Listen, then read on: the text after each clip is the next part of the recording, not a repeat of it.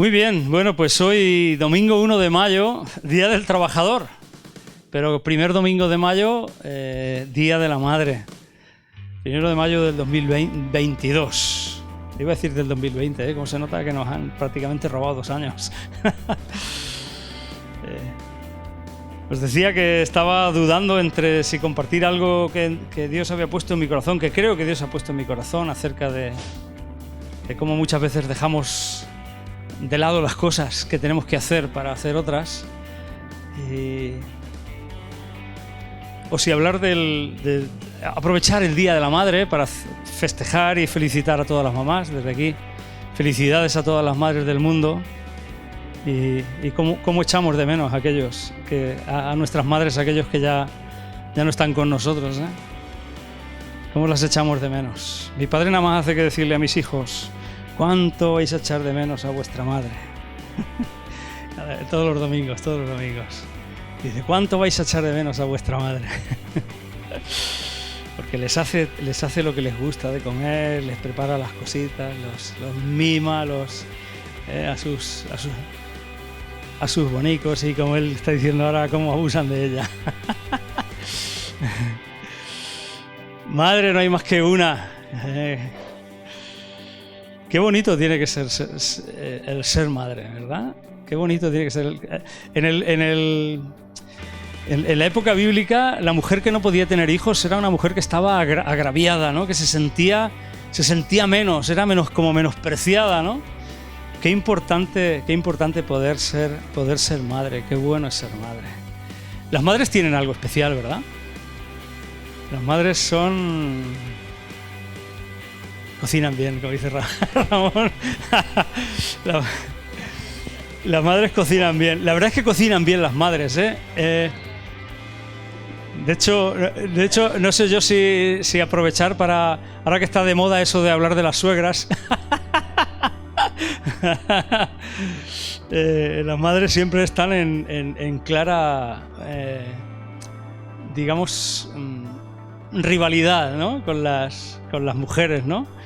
Yo mi mujer tiene que soportar que yo le diga: esto lo hacía mi madre mejor. A mí me gustaba más como lo hacía mi madre, ¿no? O sea que las madres efectivamente cocinan bien. Ya nos acostumbran el paladar nos lo acostumbran a lo que ellas cocinan. Entonces luego cuando nos casamos, las comidas no nos saben igual, y entonces ahí yo creo que ahí empieza ya la rivalidad entre las suegras y las nueras. El Papa, claro, por eso digo que estaba de moda lo de las suegras. Bueno, ahí Dante Gebel dice que las suegras no tendrían que ser muy buenas, porque si hubieran sido buenas, Dios tendría una.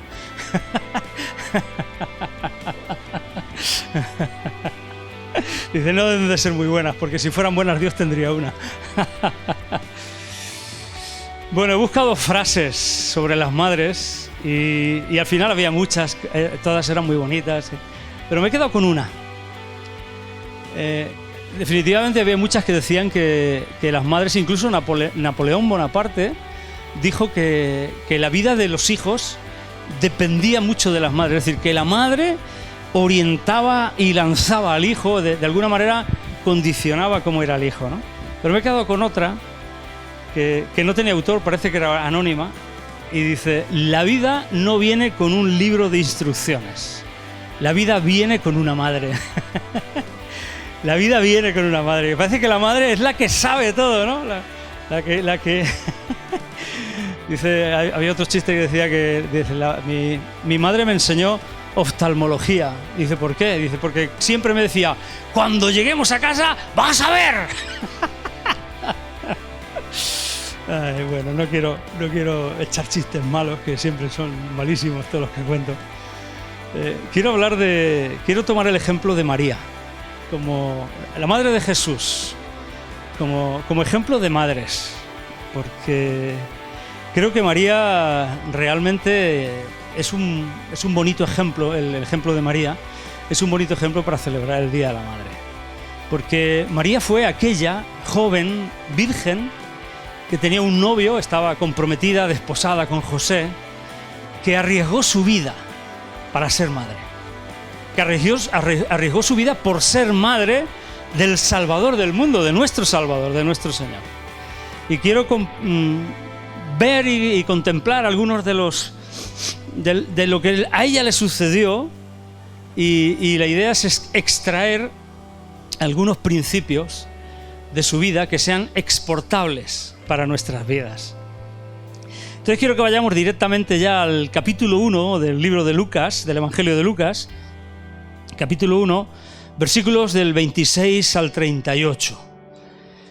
Bueno, al principio Lucas está exponiendo por qué él decide escribir este Evangelio. Dice que se han oído muchas cosas y entonces él dice, y estoy en el versículo 3, me ha parecido también a mí, después de haber investigado con diligencia todas las cosas desde su origen, escribírtelas por orden. O sea, Lucas hace una investigación profunda, coge a los testigos de primera mano y él investiga minuciosamente. Lucas, sabéis que era médico, creo que es Colosenses, creo recordar, 4:14, donde San Pablo dice, estoy con Lucas, el médico amado. Él había estudiado medicina, lógicamente no sería una carrera como la de medicina de hoy en nuestras universidades, pero él era un hombre formado, era un hombre con capacidad intelectual.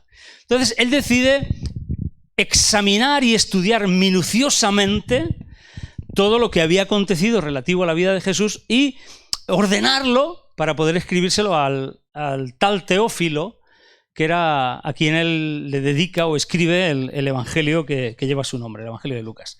¿Por qué digo todo esto? Porque es importante que tengamos en cuenta que lo que escribió Lucas no se lo inventó, sino que cuidadosamente lo investigó y lo hizo diligentemente. Entonces vamos directamente ya al versículo del 26 al 38, donde él nos relata el anuncio del nacimiento de Jesús. Y esto es como aconteció todo para que María pudiera ser madre. Dice, al sexto mes el ángel Gabriel fue enviado por Dios, al sexto mes del embarazo de Elizabeth, que era parienta de María. Estamos acostumbrados a decir que era su prima, no sabemos qué tipo de parentesco tenía, pero era familiar, un familiar de... Entonces, al sexto mes del embarazo de Elizabeth, que como sabéis era estéril, y el mismo ángel Gabriel le había hablado a Zacarías diciendo que iba a tener un hijo y ella iba a ser la madre de Juan el Bautista, pues al sexto mes el ángel Gabriel fue enviado por Dios a una ciudad de Galilea llamada Nazaret, a una virgen, una chica joven que no había tenido relaciones sexuales, a una virgen desposada con un varón que se llamaba José, de la casa de David, era de la descendencia del rey David, y el nombre de la virgen era María. Y entrando el ángel en donde ella estaba, dijo, salve, muy favorecida, el Señor es contigo, bendita tú entre las mujeres. Mas ella cuando le vio se turbó por sus palabras y pensaba, ¿qué salutación sería esta? Entonces el ángel le dijo, María, no temas, porque has hallado gracia delante de Dios. Y ahora concebirás en tu vientre y darás a luz un hijo y llamarás su nombre Jesús. Este será grande y será llamado Hijo del Altísimo, y el Señor Dios le dará el trono de David su padre, y reinará sobre la casa de Jacob para siempre, y su reinado no tendrá fin. Entonces María dijo al ángel, ¿cómo será esto? Pues no conozco varón. No conozco varón significa que no he tenido relaciones íntimas con ningún hombre. Estoy comprometida con José, pero no me he acostado con él. Respondiendo el ángel le dijo, el Espíritu Santo vendrá sobre ti y el poder del Altísimo te cubrirá con su sombra, por lo cual también el santo ser que nacerá será llamado Hijo de Dios. Y he aquí tu parienta Elizabeth, ella también ha concebido hijo en su vejez, y este es el sexto mes para ella, la que llamaban estéril, porque nada hay imposible para Dios. Entonces María le contestó y le dijo, he aquí la sierva del Señor, hágase conmigo conforme a tu palabra. Y el ángel se fue de su presencia. Bueno, tratemos de imaginarnos este encuentro, o mejor aún, pongámonos en el lugar de María. Imaginaros que cada uno de nosotros somos María, estamos en nuestra casa, en nuestra habitación, en nuestra alcoba, y de repente un ángel del Señor, el ángel Gabriel, entra en la habitación. Pues, ¿os podéis imaginar esto? O sea, es lógico que él le dijera, no tengas temor, no tengas miedo. O sea, Eso tiene que ser impresionante. Eso tiene que ser impresionante. Eso tiene que asustar a cualquiera. ¿Qué harías si ese ángel entrara donde tú estás? Más aún, ¿qué pensarías si lo que él te dice que te va a suceder o que va a pasar en tu vida es algo totalmente imposible? Lógico que María se llenara de miedo, de temor, pero qué bueno que María respondió de forma radical. Le dijo: he aquí la sierva del Señor, hágase conmigo conforme a tu palabra. María ahí se arriesgó, y se arriesgó muchísimo.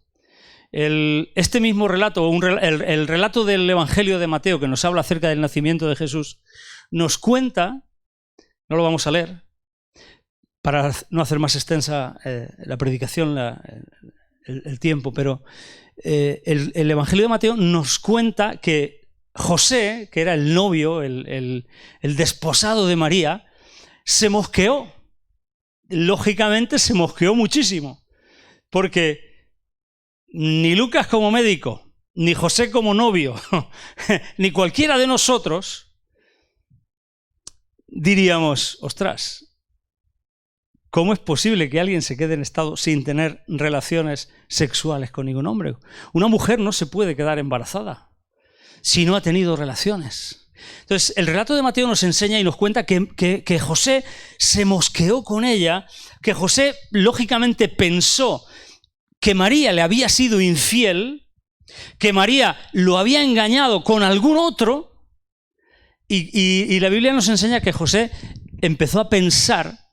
Dice la Biblia que como él era buena persona, era buena gente, empezó a pensar cómo dejarla sin infamarla públicamente, sin montar el escándalo, el lío, porque realmente él la quería, para que ella no sufriera y para que ella no fuera acusada de adulterio, de fornicación, porque la pena era la pena capital. O sea, si ella la acusaban de esto, lo que le iba a pasar era que iba a ser apedreada, iba a morir apedreada. Ella se arriesgó a morir apedreada por ser obediente a la voluntad de Dios. La decisión que ella escogió no fue un camino fácil. No fue sino porque José tuvo un sueño en el cual Dios le habló, porque Dios le habló a José a través de un sueño, y que José supo que era Dios el que había intervenido en la vida de María, y él creyó efectivamente que el embarazo de María era por obra del Espíritu Santo, que él entonces siguió adelante con los planes de boda y se casó con María y siguió adelante y no la descubrió ni la infamó públicamente. Entonces el camino que cogió María como madre, para ser madre, lo primero que yo quiero enfatizar es que no era fácil. Ella podía haber sido rechazada por José, ella podía haber sido acusada de adulterio, de fornicación, y ella podría haber muerto apedreada. Entonces, el primer principio que yo quiero extraer y que yo extraigo de lo que hay en el corazón de una madre, que hubo en el corazón de María, es que el corazón de una madre no escoge el camino más fácil. Esto lo sabéis las que sois madres. El corazón de una madre no escoge el camino más fácil, escoge el camino correcto. Y en este caso el camino correcto delante de Dios.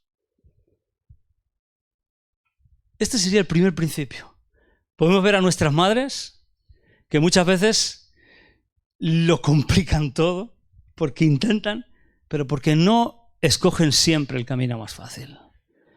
Siempre quieren hacer lo correcto. Siempre quieren hacerlo bien. Este es el primer principio. Y el ángel, dice la Escritura, que se fue de su presencia. La dejó sola. Ahora, he dicho, vamos a ponernos en su lugar.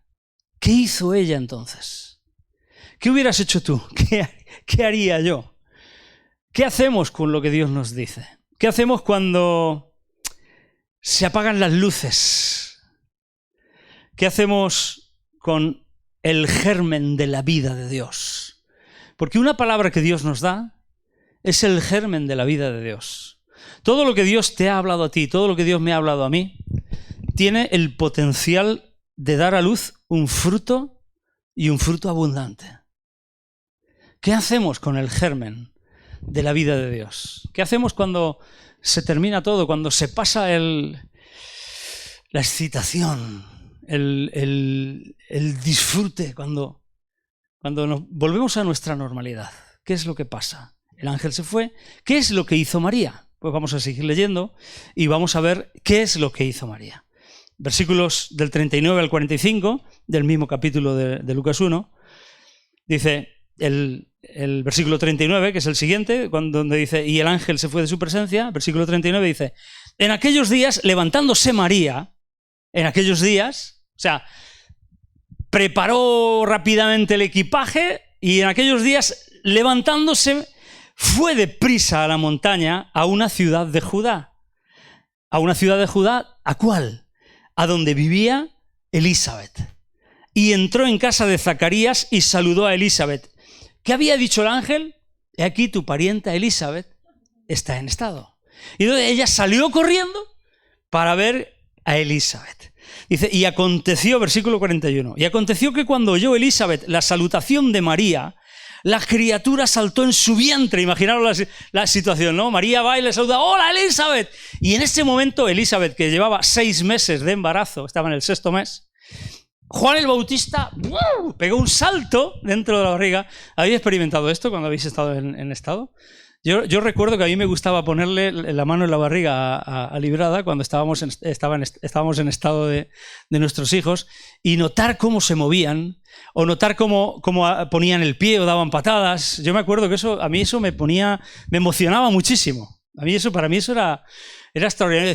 Yo le decía, se mueve, y ella me decía, sí, ahora mira, pon aquí, no sé qué. Y para mí eso era alucinante. O sea, eso era un disfrute. Pues imaginaros Elizabeth, lo que tuvo que pasar en ese momento. Elizabeth en ese momento, cuando María la saludó, ¡hola!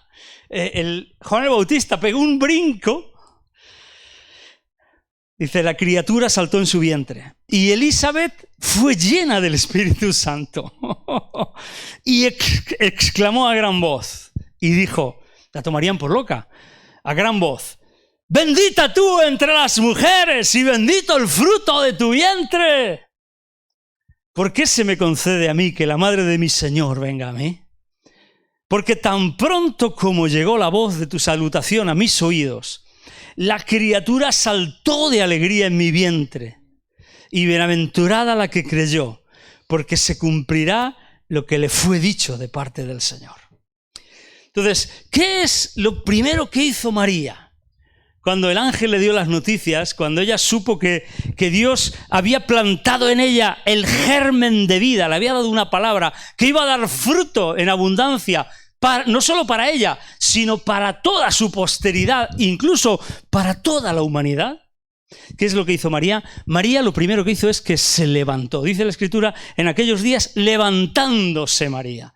Lo primero que hizo fue, se levantó. La palabra levantarse tiene el significado de ponerse en pie, pero también tiene el significado de resucitar, de levantarse de un estado de muerte, de un estado de desesperanza, de un estado de desilusión, de decepción, de brazos caídos, levantarse con ánimo. Entonces, María lo primero que hizo fue se levantó, no se quedó sentada para ver qué pasaba. María tomó acción en la dirección indicada por el ángel.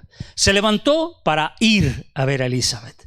Entonces, al levantarse, el segundo principio que yo extraigo del corazón de María, que estoy diciendo que es el corazón de una madre, es el corazón de una madre nunca se queda de brazos cruzados, esperando que todo suceda por sí solo. El corazón de una madre no se queda de brazos cruzados, esperando que las cosas sucedan, que las cosas pasen, que la fruta caiga del árbol porque está madura, sino que se inclina en la dirección indicada por la palabra de Dios. El corazón de una madre va a por lo que Dios ha dicho. El corazón de una madre no se conforma con esperar que todo suceda. Fijaros que el ángel no le dijo que fuera a ver a Elizabeth.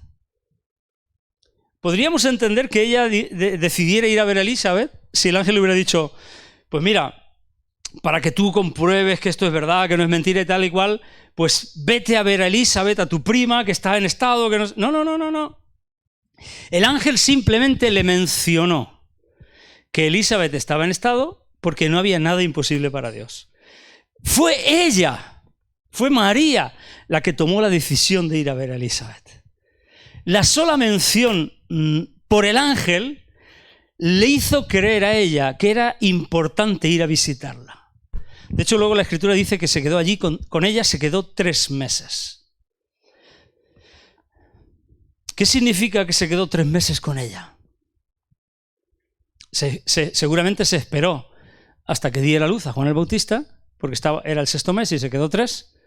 6 y 3, 9, sabemos contar. ¿Qué pasa al 9º mes del embarazo? Seguramente, la Biblia no lo dice explícitamente, pero seguramente ella se esperó para estar con ella y para ayudarla. Pero, ¿qué pasaba en María? ¿O qué pasó en María después de los 3 meses? Pues que a los 3 meses ya empieza a notarse el embarazo. ¿Sí o no? A los 3 meses ya empieza a notarse el embarazo. De forma y manera que cuando María volvió a su casa, cuando volvió a su pueblo, cuando volvió a Nazaret, ya le sería mucho más difícil esconder su estado, esconder el embarazo de Jesús. Aquí hay una enseñanza importantísima.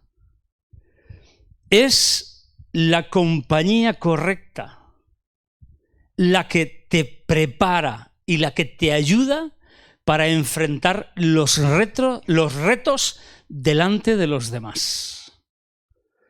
Esos 3 meses en presencia y asociándose con Elizabeth, a ella la prepararon para enfrentar un embarazo que nadie iba a entender, que su propio prometido, que su propio novio José, solo lo entendió porque Dios le habló a él personalmente. Y fue el que se encargó de ocultarlo y no solamente de ocultarlo, sino de pasar delante de los demás como que él no había cumplido la voluntad de Dios, como que él se había precipitado, como que él se había acostado con su novia antes de casarse. Ojo que José también quedó en mal lugar, también se arriesgó. A él también lo podían haber criticado, le podían haber dicho, mira el desesperado, mira, le podían haber dicho, mira, qué buenecico parecía cuando estaba allí en la carpintería haciendo mesas y sillas. Mira el carpintero, ¿no? Se podrían haber empezado a correr los rumores. Entonces, esto me lleva al tercer principio. El tercer principio del corazón de una madre, el tercer principio que sucedió en la vida de María, es que el corazón de una madre es selectivo con quienes van a ser la influencia para su vida. El corazón de María fue selectivo. Ella dejó que en los primeros meses de su nuevo estado la influencia fuera la de Elizabeth y Zacarías, aquellos que estaban experimentando en su vida lo que era imposible para los hombres y era posible para Dios. ¿Con quién nos vamos a asociar? ¿Con quién te vas a asociar? ¿Con quién te vas a juntar? ¿Cuáles van a ser tus amistades? ¿Cuál va a ser tu compañía? Tenemos que asociarnos con gente de fe, con gente que tenga la misma visión, con gente que tenga el germen de la vida de Dios. Tercer principio es el corazón de una madre es selectivo con quienes van a ser de influencia en su vida. Se asocia con aquellos que tienen la misma visión, y me vais a permitir que lo diga así, y están preñados o embarazados del germen de vida de Dios. Por eso María se fue a ver a Elizabeth. porque sabía que el ángel le había dicho que Elizabeth también tenía algo de Dios en su interior. Júntate con la gente que tiene algo de Dios, no con los que están vacíos.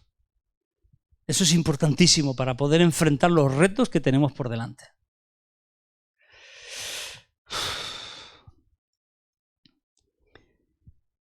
Y entonces, a partir de este momento, de que Elizabeth le dice todo esto a María, que supongo que también la sorprendería, pero de alguna manera le confirmaría lo que el ángel le había dicho a ella, nos vamos ya al versículo 46. Entonces María dijo, y es cuando María entona este canto que se conoce como el Magnificat, que empieza diciendo engrandece o magnifica, por eso es el Magnificat, engrandece mi alma al Señor.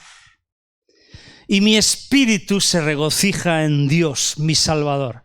Aquí voy a hacer un paréntesis para nuestros amigos católicos, porque María dice, y mi espíritu se regocija en Dios, mi Salvador. O sea que María necesitó también de un Salvador.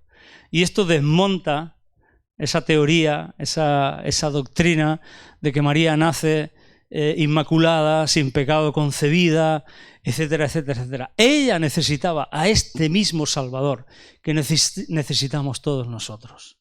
Ella dice, engrandece mi alma al Señor, y mi espíritu se regocija en Dios, mi Salvador.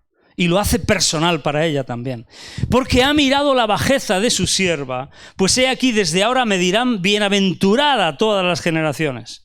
Y efectivamente bienaventurada, porque fue la madre de Jesús, la mujer que trajo al mundo al Hijo de Dios. Ni más ni menos. Porque ha hecho grandes cosas el poderoso, santo es su nombre. Y su misericordia es de generación en generación a los que le temen. Hizo proezas con su brazo, esparció a los soberbios en el pensamiento de sus corazones, quitó de los tronos a los poderosos y exaltó a los humildes. A los hambrientos colmó de bienes y a los ricos envió vacíos.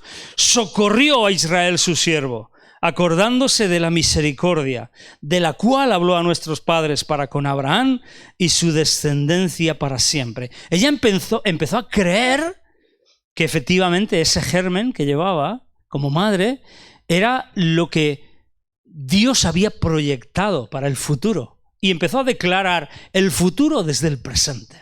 ¿Os dais cuenta? No había cambiado nada en Israel. Sin embargo, ella dice, socorrió a Israel. Acordándose de la misericordia, de lo que le profetizó y de lo que le habló a Abraham y a su descendencia para siempre. Y dice, y se quedó María con ella como 3 meses. Después se volvió a su casa. La experiencia de María en casa de Elizabeth, las palabras de Elizabeth, fueron las que provocaron en María esta declaración de fe y de exaltación. Cuando tú te asocias con la gente de Dios, cuando el germen de Dios está puesto dentro de ti y te asocias con gente que tiene el germen de Dios dentro de ti, entonces en ti se produce algo importantísimo y es que cambia tu fe y tu lenguaje. Y aquí nos vamos al cuarto principio que yo creo que podemos extraer de la vida de María como parte del corazón de una madre. El corazón de una madre, el corazón de María aquí, declaró palabras de fe y de exaltación a Dios. Entonces, el corazón de una madre, de alguien que va a dar a luz la obra de Dios. Porque aquí ya vamos a saco. Ya vamos a saco. Una madre no es alguien que da, sí, es alguien que da a luz un hijo o una hija. Pero una madre espiritualmente es alguien que va a dar a luz lo que Dios ha puesto dentro de ella. Y aquí fíjate qué bueno que podemos ser madres hasta los hombres. Qué bueno, que para esto no es cuestión de sexo. El corazón de una madre declara palabras de fe y de exaltación a Dios. Su lenguaje es el lenguaje de la fe, que empieza a expresar y expresa confianza en Dios y en su propósito. Una confianza llena de alabanza y de adoración a aquel que efectivamente hace posible lo imposible.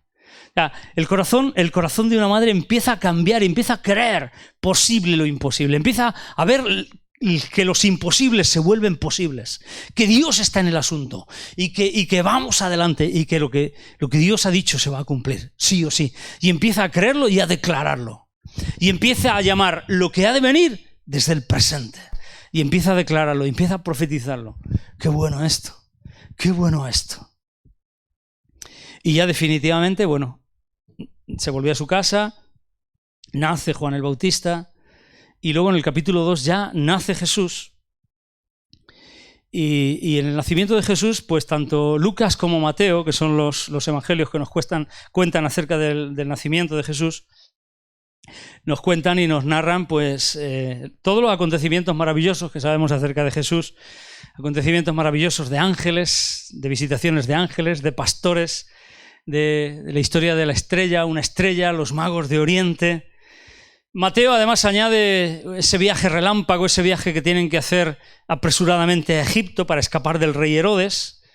Cuando ellos van a llevar a Jesús que ha nacido y lo van a presentar en el templo, un hombre raro que había allí, viejo, mayor, Simeón, que estaba esperando, que Dios le había dicho que iba a ver al Salvador del mundo. Cuando ve a Jesús dice: ahora despides a tu siervo, ahora me puedo morir tranquilo porque tú estás cumpliendo tu palabra, porque este es. Y el Espíritu Santo se lo revela. Pero Simeón le dice algo importante a María. Le dice: Dios lo ha puesto para hacer su obra, pero le dice, y tú lo vas a ver y lo vas a disfrutar, pero le dice, una espada traspasará tu alma. Es decir, Dios le dice, esto que tú vas a vivir con tu hijo, la vida de tu hijo, va a ser para ti de gozo, de alegría, pero además va a ser algo que te va a producir mucho dolor. Mucho dolor. Decidme las madres si no se sufren por los hijos. Si hay alguien que sufre por los hijos es la madre. Si hay alguien que sufre por los hijos cuando los hijos están mal es la madre. Qué raro es cuando... De hecho no se da el caso, no se da el caso. Yo creo que no se da el caso. Siempre por las noches cuando los chiquillos han llorado, han tenido fiebre o lo que sea, les ha pasado algo, ha sido la madre la primera en levantarse de la cama. La madre nunca te ha dado así. A mí nunca me ha dado a mí con el codo, me ha dicho, levántate tú, mira a ver qué le pasa. No, al contrario. Normalmente la madre siempre es la primera en salir corriendo, siempre es la primera en ver qué pasa, siempre es la primera. A no ser que ya esté muy cansada, muy cansada. Luego también Lucas nos cuenta cuando sus padres fueron al templo, cuando Jesús tenía 12 años, y fueron al templo para celebrar la Pascua, que se les perdió el niño. Y cuando volvieron estaba allí en el templo y estaba discutiendo con los sacerdotes, con los escribas, y estaba allí hablando con ellos. Y le preguntan, oye, ¿por qué nos has hecho esto? De hecho, la madre Jesús, María le pregunta a Jesús, ¿por qué nos has hecho esto? ¿No sabes que esto estamos llenos de angustia porque no sabíamos dónde estabas, ¿no? Y entonces Jesús les contesta, yo tenía que estar en los negocios de mi padre. Ellos no lo entienden. Y dice además Lucas, Lucas dice que ellos no entendieron nada de lo que Jesús les dijo. Pero fijaros en el versículo 51 del capítulo 2, el evangelista Lucas nos dice, María, su madre, guardaba todas estas cosas en su corazón. Guardaba todas estas cosas en su corazón. O sea, una madre va guardando, va meditando, va pensando, lo que no entiende lo pone en la mesa, lo pone para que empiece a aclararse, lo pone delante de Dios. Meditaba y guardaba todas estas cosas en su corazón. ¿Qué es lo que pensaría María de su hijo?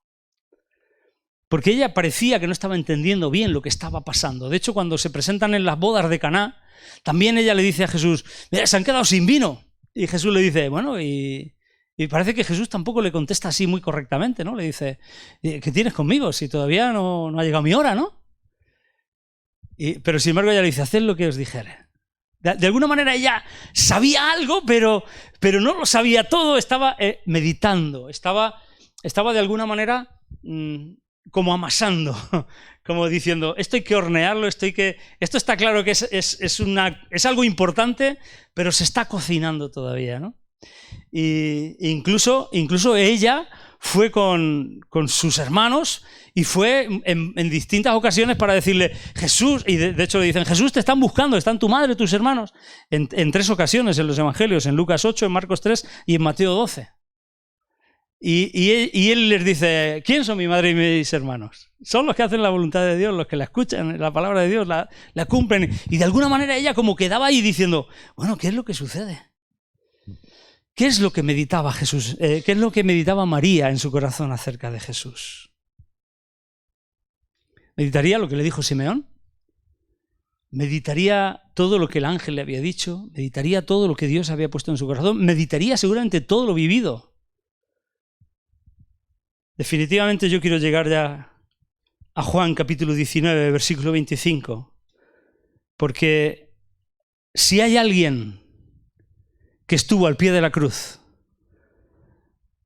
los otros evangelios no nos lo dicen, pero Juan 19, 25 nos dice que María estaba allí, que su madre estaba allí. La madre no abandona nunca, la madre no se rinde nunca. Dice, estaban junto a la cruz de Jesús su madre y la hermana de su madre, María, mujer de Cleofas, y María Magdalena. María estaba allí al pie de la cruz. María estaba junto a Jesús en el momento de su muerte. Yo quiero enfatizar que la fe de María no fue una fe fácil, que fue una fe realmente costosa. Y esto me lleva al quinto principio que podemos extraer del corazón de María, del corazón de una madre.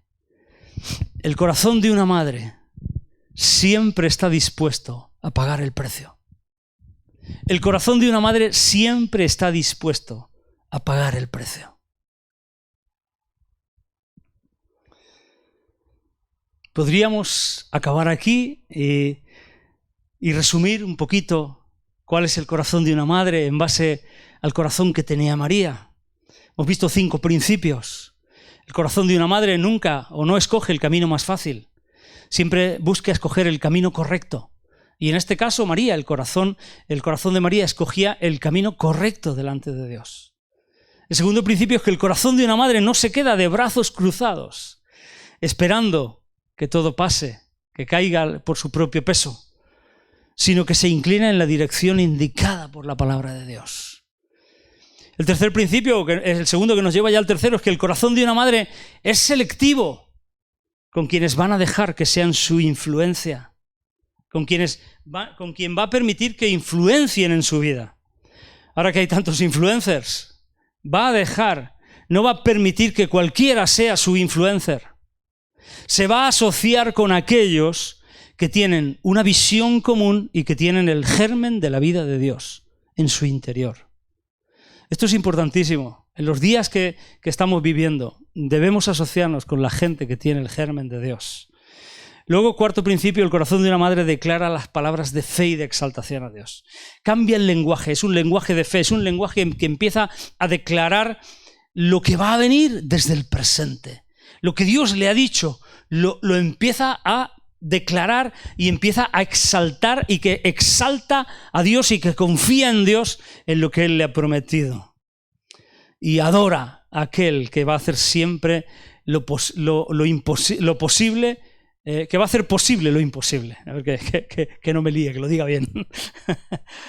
Y luego efectivamente, ¿por qué? Porque el corazón de una madre siempre está dispuesto a pagar el precio. Y he dicho, podríamos dejarlo aquí, pero aún hay otro momento donde María aparece. Y es que su hijo ya ha muerto. Es que su corazón ya ha sido traspasado. Su alma ya ha sido traspasada por esa espada. Por ese profundo dolor. Una madre que se ha entregado a todo. Que se arriesgó a ser matada. Que se arriesgó a ser abandonada y rechazada. Que se arriesgó a no entender la vida de su hijo. Que le costó trabajo entenderla. Que posiblemente no llegó a entenderla del todo. Que estuvo hasta el final con él, pero no todo había terminado. Y en Hechos capítulo 1, versículo 14, vemos a María en el aposento alto. Todos estos, Hechos 1:14, todos estos perseveraban unánimes en oración y ruego, con las mujeres, y fijaros, y con María, la madre de Jesús, y con sus hermanos. María era una de las que formaban parte de los 120 que perseveraban unánimes juntos en oración en el aposento alto. Y esto me lleva al sexto y último principio. El corazón de una madre, nunca tira la toalla. El corazón de una madre nunca tira la toalla. Siempre mira hacia adelante y cree en el futuro declarado por Dios. Por eso ella estaba ahí, porque sabía que la vida de su hijo, aunque le había muerto, tenía mucho más. Se proyectaba hacia adelante. Ella cree siempre, no duda, cree en el futuro, declara el futuro, sigue adelante, se compromete con la obra de su hijo. El corazón de una madre nunca tira la toalla, siempre mira hacia adelante y cree en el futuro declarado por Dios. Yo creo que María influyó mucho en la vida de Jesús, sin duda. He dicho antes que me quedé con esta frase: la vida no viene con un libro de instrucciones, la vida viene con una madre. Viene con una madre. Y Jesús vino con María, a través de María. Yo ayer le preguntaba a Librada, ¿por qué Dios hizo esto así? Está claro que Librada me daba todas las explicaciones correctas, me decía sí, porque tenía que ser como un hombre, tenía que ser un hombre igual que los demás, Dios, está claro que estaba profetizado, estaba escrito, el plan de Dios era así. Pero digo, ¿por qué no? ¿Por qué Dios no hizo que de repente apareciera Jesús sin ser niño, apareciera por allí? No sabían quién es, pero empieza a hacer milagros, no sé. Digo, ¿por qué Dios no lo hizo de otra manera? Podía haberlo hecho perfectamente, ¿no? Sin embargo, Dios lo hizo así. Dios escogió a María, escogió una madre. Escogió a María porque sabía que María iba a tener el corazón correcto como madre de Jesús. Y aunque María no entendía las cosas, vemos cómo ella actuó y cómo ella trabajó. Y es un buen ejemplo, creo que es un buen ejemplo para celebrar hoy el Día de la Madre. El Día de las Madres, que fijaros que la mayoría de las madres son así. Hombre, alguna hay que se escapa, alguna mala. ¿Vale? Pero la mayoría de las madres por naturaleza son así. Son las que no escogen el camino más fácil. Están dispuestas a sacrificarse, están dispuestas a perder ellas. No se queda de brazos cruzados. Se pone en acción. Es selectivo. La madre siempre pregunta, ¿con quién has ido? Siempre. ¿Y quién va a ir? Me voy a casa. ¿Y quién ha estado? ¿Y quién está? Es selectivo. Sabe que la asociación es importantísima. Muchas felicidades a todas las madres en este día. Sois especiales delante de Dios. Sois especiales delante de Dios. Dios os ha dado capacidades especiales que no nos ha dado los padres. Los padres tenemos otras seguramente, pero las madres sois especiales. Ánimo, pelead por vuestros hijos. Creed siempre en ellos. Creed todo lo que Dios ha dicho y ha declarado de ellos y luchad por ellos. No bajéis los brazos nunca. Yo siempre he dicho que cuando Dios creó a Adán y Eva, cuando creó al hombre, y vio Dios que era bueno, pero cuando hizo dormir a Adán y formó a la mujer, yo creo que Dios dijo, wow, ahora sí que es muy bueno. Yo creo que Dios mejoró su obra. Siempre lo he dicho así, lo creo, soy un convencido. Dios hizo lo mejor en la segunda ocasión, ya mejoró los defectos. Creo que Dios ahí hizo una mejora.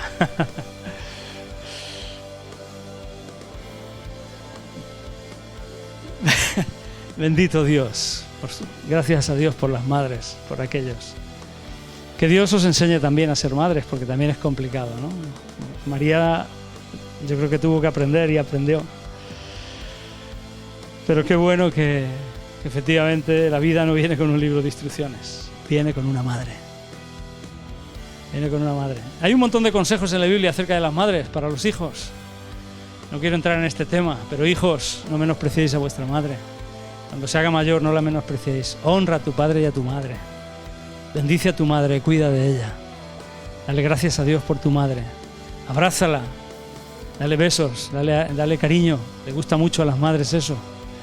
No dejéis de hacerlo. Bendecir a vuestras madres, cuidar a vuestras madres. Dios es bueno porque os ha dado una buena madre. Padre, te damos gracias por nuestras madres. Te damos gracias. Damos gracias por María, Señor. Esta chica joven que tú escogiste como madre de Jesús. Gracias por su ejemplo. Bienaventurada, bendita. Nos muestra un ejemplo a seguir para todas las madres y para todos aquellos que queremos engendrar algo de Dios. Gracias, Padre, por tu palabra, Señor. Gracias porque tú eres tan bueno, Señor. Oramos hoy por todas las madres de la iglesia.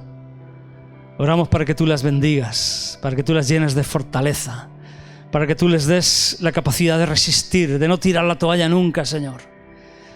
Que les des la capacidad de creer en el futuro que tú has declarado por sus hijos, para que ellas se esfuercen y peleen, Señor, que no se rindan nunca, Señor, para que levantes sus brazos y para que nosotros, los que estamos a su lado, Señor, seamos sabios y sepamos fortalecerlas y estar con ellas. Padre, gracias por ellas. Te pedimos que las bendigas, que tu bendición venga hoy sobre ellas. Te damos muchas gracias por tu presencia en este lugar, por tu palabra, Señor. Gracias porque eres bueno. Gracias porque nos diste una madre, en el nombre de Jesús. Amén. Que Dios os bendiga mucho, especialmente a las mamás. Especialmente a las mamás. Que Dios os bendiga muchísimo.